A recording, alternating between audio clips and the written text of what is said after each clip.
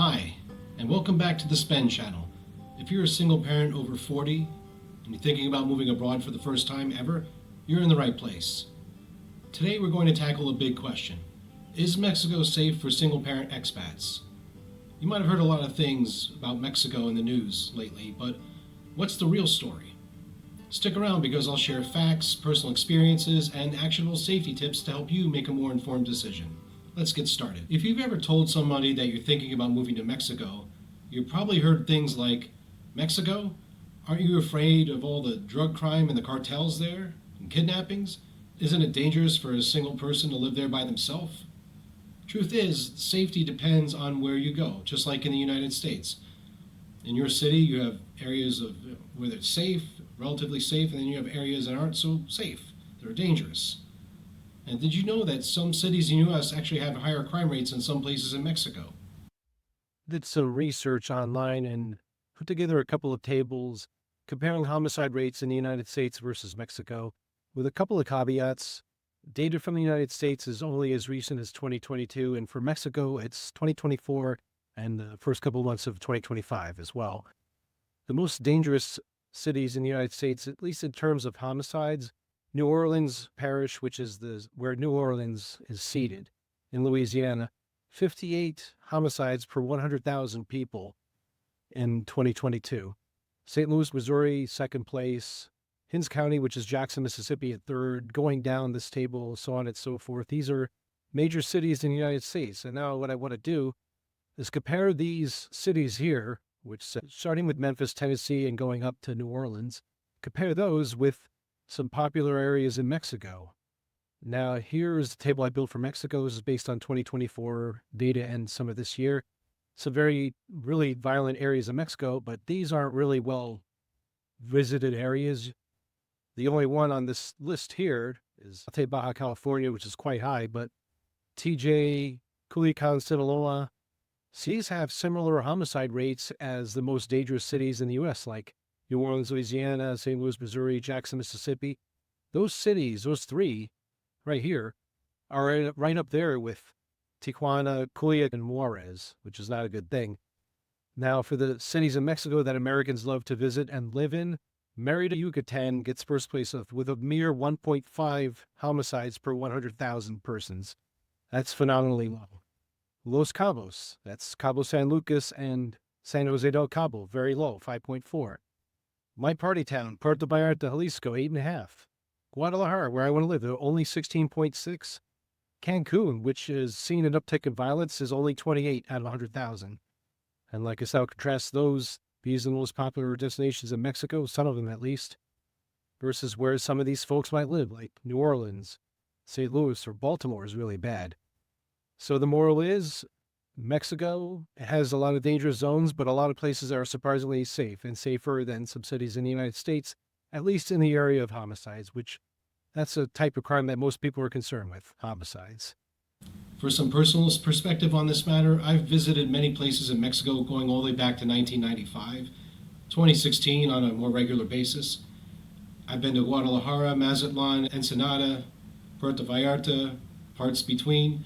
I've always felt safe there. In fact, I felt safer in those cities like Guadalajara compared to Phoenix and Tucson, Arizona. But just like anywhere, I take basic precautions. Don't carry large amounts of cash on you. Just take only what you need to survive, like in the movie Spaceballs. In fact, it's a good idea to get a money belt and have that under your clothes. What I got here is a money belt. It's got a simple plastic closure. This wraps around your waist, goes underneath your t-shirt. And in one compartment, you could put billetes or bills, cash bills in here. And you could put your monedas or coins in this compartment here. And it's very simple, it's very slim. It's easily concealed underneath your shirt. So definitely a must-have when you walk around or you travel in Mexico. Get you some. Another tip is don't be drunk in public. You're a sitting duck if you do. You could lose your coins, your cash, your wallet, your phone, your keys, your sense of direction, your dignity. You'd be drawing attention to yourself too, which is not something you want to do when you're traveling abroad. Try not to. Call a cab or an Uber or a Didi or some rideshare service if you're alone, it's after dark, and you want to get back home. Be on the safe side and get a cab. In Guadalajara especially, there's an increase in property crime like theft, like petty thefts. Especially avoid using your smartphone on sidewalks. There's been literally known to be guys or gangs, people on mopeds, literally snatching phones out of people's hands on the sidewalks in Guadalajara. In fact, was coming back from Walmart, was walking downtown Guadalajara, saw a huge crowd, asked the guy, "¿Qué pasó aquí?" What happened here? And he said, "Un robo," meaning a robbery, a crime, likely a cell phone snatch and grab. So you got to be aware of your surroundings at all times.